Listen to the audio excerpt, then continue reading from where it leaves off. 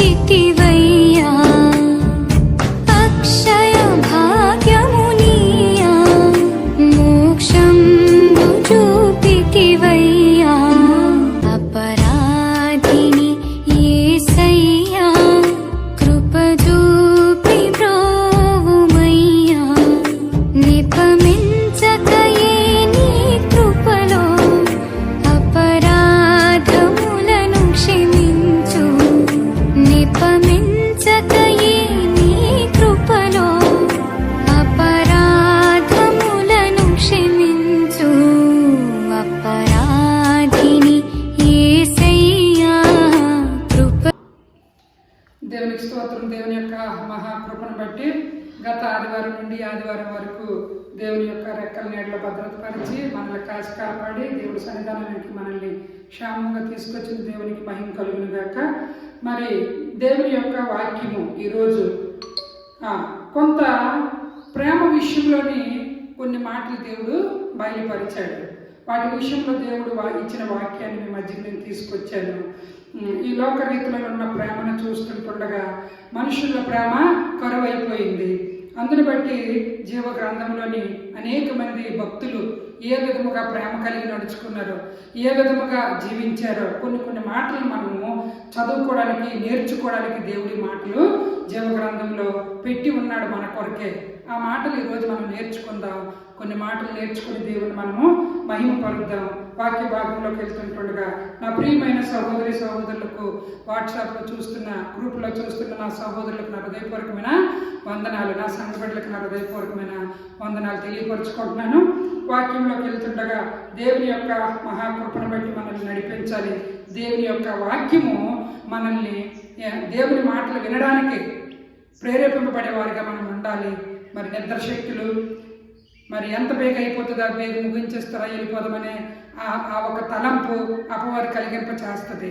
వారం అంతట్లో దేవుడు మాతో ఏం మాట్లాడతాడు, ఏ మాట్లాడడానికి దేవుడు సమసిద్ధంగా ఉన్నాడని తెరబడి హృదయంతో మనం ఉన్నప్పుడు దేవుడు డైరెక్టర్తో మనతో మాట్లాడతాడు. అటువంటి దేవుడు మనం కలిగి ఉన్నాం. అయితే ఈరోజు ప్రేమ విషయంలో చూసుకున్నప్పటికీ ప్రేమ అనగానే ఎప్పుడు కూడా ఆ ప్రేమ ఒక స్త్రీ పురుషుల యొక్క ప్రేమ అనుకుంటారు. ఏమంటే బైబిల్ సెలవిస్తుంది జీవ గ్రంథంలోని మరి స్త్రీ పురుషుల్లో కూడా లేని ప్రేమట ఒక ఇద్దరిలో ఉందటండి. ఆ ఇద్దరు ఎవరు కూర్చో, ఆ ఇద్దరు ఎవరు బైబిల్లో ఉన్నారు భక్తులు. ఆ ఇద్దరిలోనట ఆ ప్రేమ అమితమైపోయిన ప్రేమ అటండి. స్త్రీ పురుషుల మధ్యలో లేని ప్రేమ కూడా వారిలో ఉందటండి. ఇద్దరు మగవాళ్ళే, ఇద్దరు భక్తులే. అయితే ఈరోజు దేవుడు ఆ ప్రేమను బయలుపరుస్తున్నాడని అంటే లోకం మీద మరి ప్రజల మధ్యలోని ప్రేమ కరువు అయిపోయింది. కాబట్టి ఏమున్నా ప్రేమ అంటే ఏమంటారంటే ఒక స్త్రీ పురుషుల యొక్క ప్రేమే. అయ్యో ప్రేమించుకుంటున్నారు వాళ్ళిద్దరు అనుకుంటారు చూసి, మళ్ళీ అనుకుంటారు ఇలా చూసి ప్రేమ కోసం చెప్తున్నారు. చర్చికి వెళ్తే అయ్యయ్యో అని తలదించుకుంటారు. ఒకరు ఇష్టపడతారు, ఒకరు ప్రేమ నువ్వేం మాటలమ్మా ప్రేమని చెప్తున్నారా పాస్టమ్మ గారు, పిల్లలు ప్రేమ నేర్చుకోరా అనుకొని అర్థమవునలు అనుకుంటారు. అయితే మన దేవుడు ఎవరంటే ప్రేమమయుడు. మనల్ని ఆయన ప్రేమించాడు కాబట్టి తన రక్తాన్ని కార్చి ప్రాణం పెట్టాడు మన కొరకు. అయితే ఇప్పుడు ఇక్కడ కొన్ని మాటలు మనం చదువుతుండగా యేసుక్రీస్తు యొక్క ప్రేమ ఎవరు ఆయన ప్రేమించినట్లుగా ఎవరు ప్రేమలు లేవు. ఎవరి పట్ల కూడా ఎవరికి ఆ ప్రేమలు లేవు. ఆయనకు ఆయనే యేసుకు యేసే ఇలా సాటి. అయితే ఆయన కలిగిన వారంట ఇద్దరు భక్తులు జీవ గ్రంథంలో ఉన్నారు. వారి ప్రేమట ఎలాంటి ప్రేమట అండి, వింతైన ప్రేమట. ప్రేమ బహు వింతైనది, అది అధికమైనది. వింతైనది, అధికమైనది. ఇద్దరు పురుషుల ఉన్న ప్రేమ అటండి. చూడండి, ఒక స్త్రీ పురుషుల ఉన్న ప్రేమ వింతైన విడ్డూరమైన పెద్ద గొప్పతనం కాదు. ఆ ప్రేమ ఎంతవరకు ఉంటుందండి? ఆ ప్రేమ చదువుకుంటున్నప్పుడు చూసి ఒకరికొకరు ప్రేమించుకోవడం, నచ్చుకోవడం, అమ్మాయి అబ్బాయిని చూడడం, అబ్బాయి అమ్మాయిని చూడడం, ప్రేమించుకోవడం, ప్రేమకు పెళ్లి చేయకపోతే నూతులో పడి చనిపోవడము, ఏదో రకంగా ఆత్మహత్య చేసుకోవడం, ఇలాంటి ప్రేమను మనం చూస్తున్నాం. అయితే ఇంకొన్ని మాటలు మనం చదువుతుంటుండగా దేవుడి మాటల్లో మనకి చక్కటైన మాటలు కనబడతాయి. వింతైన ప్రేమ మరి ఎవరిలో కూడా అది లేని ప్రేమ ఇద్దరు పురుషులు భక్తుల్లో ఉన్నదటండి. ఆ ఇద్దరు పురుషుల భక్తులు ఎవరో మనం చదువుకునే ముందు స్త్రీ పురుషులు కలిగిన ప్రేమ అంట కొంతవరకే, అంతవరకు ఉండదు. ప్రేమ వివాహాలు చేసుకుని ఇంట్లో చూస్తుండగా కొన్ని టీవీల్లో మనం చూస్తున్నాం, కొన్ని మరి గ్రూపులు యూట్యూబ్లో మరి కొన్ని ఫేస్బుక్లో మనం చూస్తుండగా ఒక ప్రేమ పెళ్లి చేసుకొని 5 సంవత్సరాలు 7 సంవత్సరాలు 3 సంవత్సరాల్లో కలిసి బ్రతకడము, మరి ఆ ప్రేమను కట్ చేసి మరొక అమ్మాయిని ప్రేమించడము, ఆమెతో పెళ్లి చేసుకోవడము, ఇటువంటి అనేకమైన మనం చూస్తున్నాం. ప్రేమ అపవిత్రం అయిపోతుంది, ప్రేమ అపవిత్రం అయిపోతుంది, చంచలం అయిపోతుంది. కడవరకు నమ్మకంగా ఉంటానని పెళ్లి చేసుకొని కడవరకు ఉంటున్నారా? కానీ దేవుడు వాక్యం సెలవిస్తుంది అది అపవిత్రమైన ప్రేమ, అది ఒక వింతైన ప్రేమలా కనబడట్లేదు, ఒక అధికమైన ప్రేమలాగా కనబడట్లేదు. చూడండి, చదువుకున్నప్పుడు ప్రేమించి పెళ్లి చేసుకున్నది ముసలి పొత్తైనంత వరకు ఉంటేనే అది వింతైన ప్రేమ, అధికమైన ప్రేమ అంట. మధ్యలోనే 10 సంవత్సరాలు 15 సంవత్సరాలు, ఒక 5 సంవత్సరాలు 3 సంవత్సరాలు సంవత్సరంకే విడాకులు అయిపోతూ సంవత్సరంకే వదిలించుకుంటూ బ్రతుకుతున్న ఆ ప్రేమలు వింతైనవి కాదు, అధికమైన ప్రేమ కాదు. అయితే వింతైన ప్రేమ, అధికమైన ప్రేమ బైబిల్లో భక్తులు ఇద్దరు కనబడుతున్నారు. ఆ ఇద్దరు భక్తులు చదువుకుందాం. మొట్టమొదటిగా 1 సమూయేలు 18:1 మాట మనకు కనబడుతుంది. దావీదు సౌలుతో మాట్లాడుట చాలించినప్పుడు యోనాతాను హృదయము దావీదు హృదయముతో కలిసిపోయెను. యోనాతాను దావీదును తనకు ప్రాణ స్నేహితునిగా భావించుకొని అతన్ని ప్రేమించెను. ఎవరెవరిద్దరు ప్రేమ అంటే? యోనాతాను దావీదు. ఈ యోనాతాను దావీదు ప్రేమట వింతైనది, అధికమైనది ఉందటండి. యోనాతాను ఎంత ప్రేమించాడో దావీదు కూడా అంత వింతగా, అంత అధికముగా ఆయన ప్రేమించాడు. అదేంటండి ప్రేమ అంటే? స్త్రీ పురుషుల మధ్యలో కదండి, ఇద్దరు మగవాళ్ళ మధ్యలో ఏం ప్రేమ అండి అంటారు.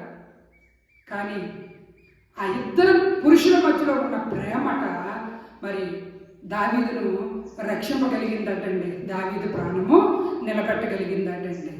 ఈ అంచె దినాల్లో చూస్తుండగా మరి మనుషుల్లో ప్రేమ లేదు. ఒక పురుషుడికి ప్రేమ లేదు. ఒక స్త్రీ పురుషులకు కొద్ది రోజుల ప్రేమ, ఆకర్షణ, అంతే, తర్వాతలు మామూలే. ఒక తల్లిదండ్రులకు ప్రేమ లేదు, ఒక పిల్లలకు ప్రేమ లేదు.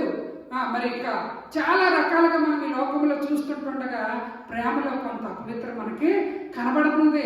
ఒక 4 రోజులు స్నేహితుడు ప్రేమించాడా, ఇరుగురిలో ప్రేమ ఉందా, మరలా 5వ రోజున ప్రేమ చెదిరిపోద్ది. అలాంటి ప్రేమ దావీదు యోనాతాను లేదటండి. ఒక వింతైన ప్రేమ, అధికమైన ప్రేమతో వారిద్దరు జీవించారట. ఈ అంచె దినాల్లో చూసుకుంటున్నప్పుడు వారి ప్రేమను దేవుడు మన ముందున పెట్టాడంటే, అలా మనము ఆ ప్రేమ కలిగి మనం ఉన్నప్పుడు మన ప్రేమలో ఒక వింత, మన ప్రేమలో ఒక అధికము కలిగిన వారిగా మనం ఉంటే మరి శత్రువుని మనం జయించగలము. చూడండి, యోనాతాను తండ్రి ఏం ప్లాన్ చేస్తున్నాడట? దావీదు సౌలుతో మాట్లాడుతూ చాలించినప్పుడు యోనాతాను హృదయము దావీదు హృదయంతో కలిసిపోయిందట. తండ్రి దగ్గరికి వచ్చాడు దావీదు. యోనాతాను సౌలు యొక్క కుమారుడు. ఈ కుమారుడు సౌలుతో దావీదు మాట్లాడుతుండగా యోనాతాను హృదయము దావీదు హృదయము కలిసిపోయిందట. ఇద్దరు ఒకరి పట్ల ఒకరు స్నేహితులు అయిపోయారట. మరి స్నేహితులు కాకుండా ఏమైపోయారంటే ప్రేమికులు అయిపోయారట ఇద్దరు కూడా. సౌలు దావీదు అంటే యోనాతానికి ఇష్టం, యోనాతాన్ అంటే దావీదుకి ఇష్టం. అంతా ఆ యొక్క ప్రేమలను ముందుకి, స్నేహములను ముందుకి సాగిపోతారట. ఈ రోజుల్లో ప్రేమ, స్నేహము అలాంటిది ఉందా? అపవిత్రమైనది. కొద్ది రోజులు ఉంటుంది, కొద్ది రోజులు చంచలమైపోతుంది.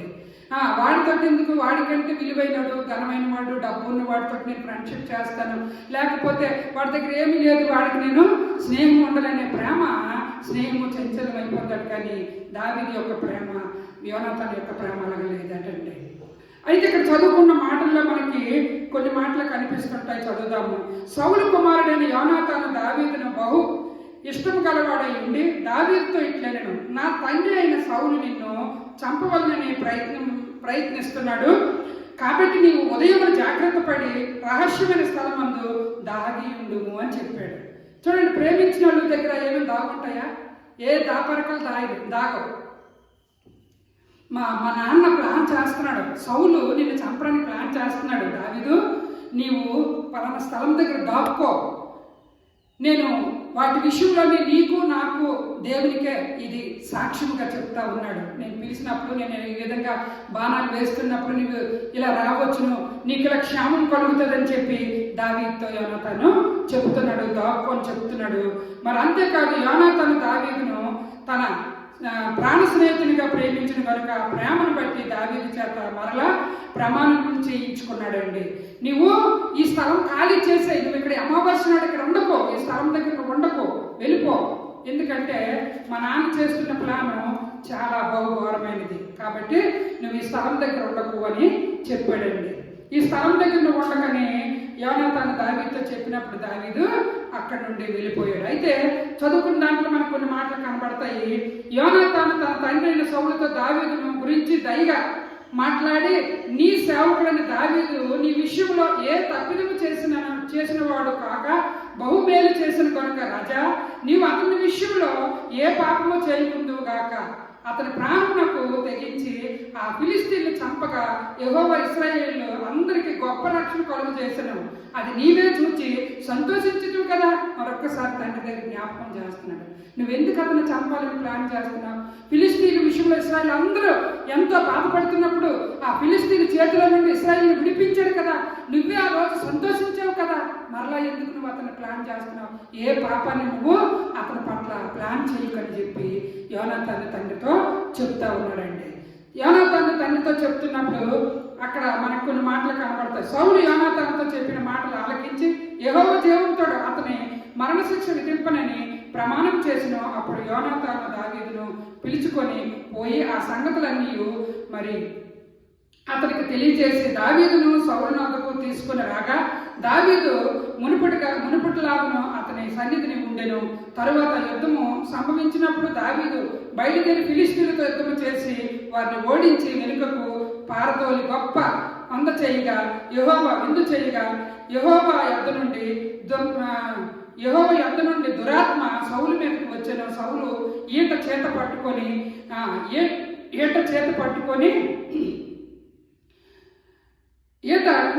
ఇంట కూర్చుండి ఉండేది. దావీదు సితార వాయించుచుండగా సౌలు ఒకే దెబ్బతో దావీదు నాకు గోడకు పొంచించుందున కలిగిన ఆ ఈటను దావీదు అతని ఎదుటి నుండి తప్పించుకోలేను, అంటే చంపడానికి ప్లాన్ చేసేసాడు. ఇలా చెప్పాడని చెప్పి కుమారుడు వెళ్ళి దావీదుని తీసుకొచ్చినప్పుడు తండ్రి చేతిలో ఉన్నది ఎలాగైనా అతని ప్రాణం తీయాలని ప్లాన్ చేసుకున్నాడు సౌలు. ఎందుకంటే ఇలా ప్లాన్ చేసుకున్నాడని అంటే కొన్ని మాటలు మనకు కనబడతాయి. ఏమంటే దావీదట 10,000 మందిని చంపాడట. స్త్రీలు కొన్ని పాటలు పాడి కనపరిచారట. ఇతను సౌలు 1000 మందినే చంపారట. అప్పుడు నుండే సౌలుకి ఇతని మీద కుట్ర చూపు వచ్చిందట. 10,000 మందిని పొగుడుతున్నారు, నేను 1000 మందిని చంపానని నన్ను పొగుడుతున్నారు, అతను 10,000 మంది అంటే ఎక్కువ కదా అని చెప్పి ఆ రోజు నుండి సౌలు చంపడానికి, దావీదును చంపడానికి సౌలు ప్లాన్లు వేశాడు. కానీ తన కడుపులో నుండి వచ్చిన కుమారుడు యోనాతాను మట్టుగా ఆ ప్లాన్లన్నీ కూడా తిప్పి తిరగేసి కొట్టినట్లుగా ప్రేమ చేసిందని ఈరోజు మనకి దేవుడు వాక్యం తెలియపరుస్తుంది.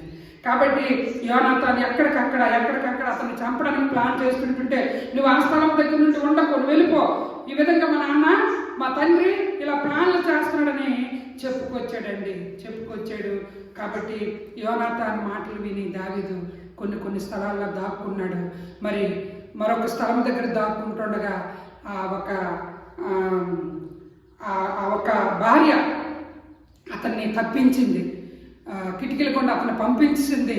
అప్పుడు ఆ ఒక మంచం మీద తలవైపు గొర్రెబొచ్చుతో దుప్పట వేసి తలవైపుని గొర్రెబొచ్చు పెట్టి ఆ మంచం మీద కప్పినప్పుడు వీళ్ళందరూ సైన్యం అంతా వెళ్ళి దావీదుని చంపడానికి వాళ్ళ ఇంట్లో సొరబడినప్పటికీ వారు చూస్తారు, ఇదిగో దావీదు మంచం మీద లేడు అంటే అక్కడ తప్పించుకునే భాగ్యము కలిగింది.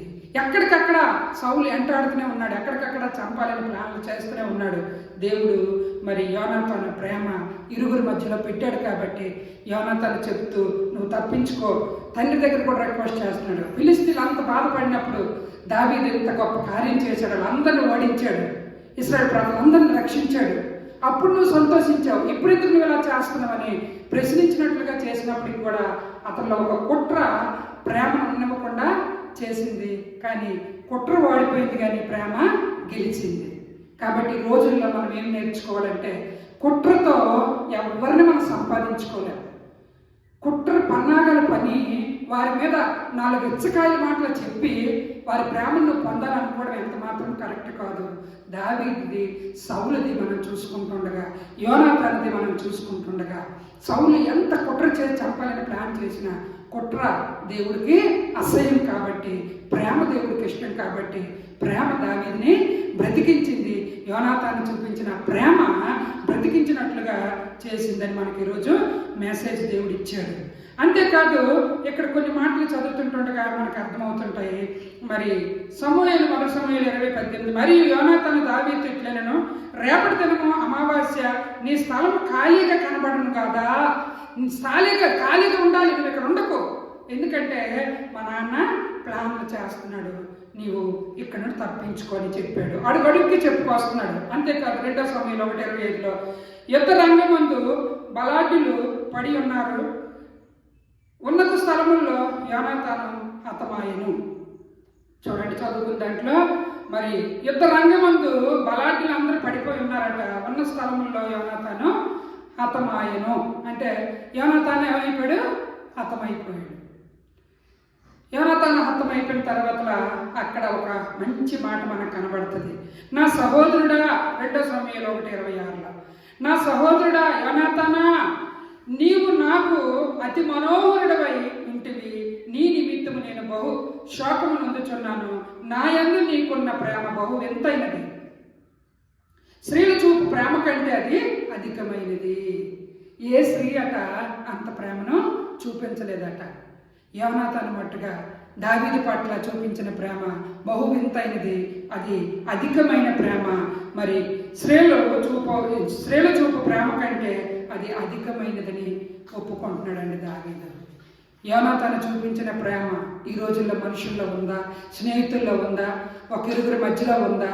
ఒకవేళ 2 రోజులు ఉంటే 3వ రోజున ఎవరో ఒకరు ఏదో పుల్ల పెడితే ఇరిగిపోయి ప్రేమ చిరిగిపోయి ప్రేమ చంచలమైపోద్ది. అలాంటి మనుషులు అయిపోయారు ఈ రోజుల్లో. కాబట్టి దేవుడు, పరిశుద్ధాత్మ దేవుడు అంటున్నాడు, అమ్మా అయ్యా, యోనాతాను దావీదు కలిగిన ప్రేమ మీకుందా అని దేవుడు అడుగుతున్నప్పుడు, నిజమేనా ఆయన? ఆ ఇంటి వారు మమ్మల్ని శోధిస్తున్నారు, ఆ ఇంటిలో ఒకరిని నువ్వు లేవనెత్తావు, మమ్మల్ని అడుగడుక్కి ఒక మంచి సలహా ఇచ్చినట్లుగా చేసావు. చూడండి, ఇప్పుడు సౌలు ఇంట్లో 2 యోనాతాను, సౌలు 2 తండ్రి కొడుకులు. సౌలు చంపాలని లేచినప్పుడు మరి యోనాతాను రక్షించడానికి అడుగడుక్కి ప్రేమ పట్టుబడ్డాడు కాబట్టి దావీదును అడుగడుక్కి కాచి కాపాడుకుంటూ దేవుడికి అప్పగించుకుంటూ అడుగడుక్కి సలహాలు చెప్పుకుంటూ వచ్చాడు. ఈ రోజుల్లో ఎక్కడ చూసినా ప్రేమ కొరవైపోయింది. దేవుని ఆత్మ అంటుంది, అమ్మా అయ్యా, యోనాతాను దావీదు యొక్క ప్రేమ మీరు చూసారా? స్త్రీలలో చూపు ప్రేమ కంటే అధికమైన ప్రేమ, అంతేకాదు వింతైన ప్రేమ. పురుషులిద్దరి మధ్యన ఏంటా ప్రేమ? అయ్యయ్యో అనుకుని నవ్వుకున్న వాళ్ళు ఉన్నారు. స్త్రీలిద్దరు ప్రేమించుకుంటున్నారు, అదేంటది అయ్యయ్యో నవ్వుకున్న వాళ్ళు ఉన్నారు. కానీ బైబిల్ సెలవిస్తుంది, అది ఒక వింతైన ప్రేమ, అధికమైన ప్రేమ. దావీదు అనేకమైన కార్యాలు ఇంకా చెయ్యాలి, దేవుని హృదయానుసారుడిగా బ్రతకాలి. మరి తండ్రి వేసిన ప్లాన్లకి అప్పుడే అర్థమైపోతే మరి దేవుడు నియమించినవి నిలబెట్టగలిగిన వాడు ఉంటాడా? కాబట్టి యోనాతాను లేచాడు. కాబట్టి దేవుని ప్రజలారా, దేవుని పిల్లలారా, నీ మీద నా మీద ఎవరెన్ని పన్నాగాలు పడినా శత్రువులు ఇంట్లో నుండి దేవుడు ఒకరిని లేపుతాడు, మనకి మేలు చేసేటట్లుగా దేవుడు చేస్తాడు.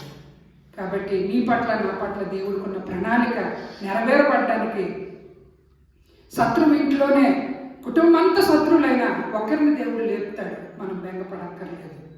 అలాగే ఈ అంచె దినాల్లోని వింతైన ప్రేమగా ఉండాలి, అధికమైన ప్రేమగా ఉండాలి, దేవుడి కార్యాలు జరిగించాలి, అపవాది తంత్రాలు లయపరచబడాలని దేవుడు ప్లాన్ చేస్తున్నాడు.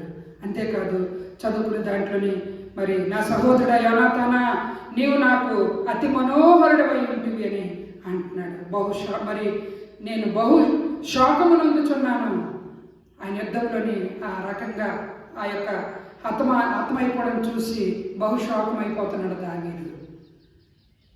కాబట్టి దేవుని పిల్లలుగా మరొక దగ్గర చూసినప్పటికీ మరి ఈ యోనాతాను ఏం చేశాడటండి, తన యొక్క ఈటను మరి ఆయన తొడుక్కునేవన్నీ కూడా ఈయనకి తొడిగించినట్లుగా ఒక మాటలో మనకు కనబడుతుందండి. మరి ఆ యొక్క ప్రేమను బట్టి అంతకు ముందే యోనాతాను అతనికి తొడిగించినవి బైబిల్లో మనకు కొన్ని మాటలు కనబడతాయి. కాబట్టి దేవుని పిల్లలుగా మరి యోనాతాను దావీదుని ప్రేమించి ఏమేమి ఇచ్చాడండి.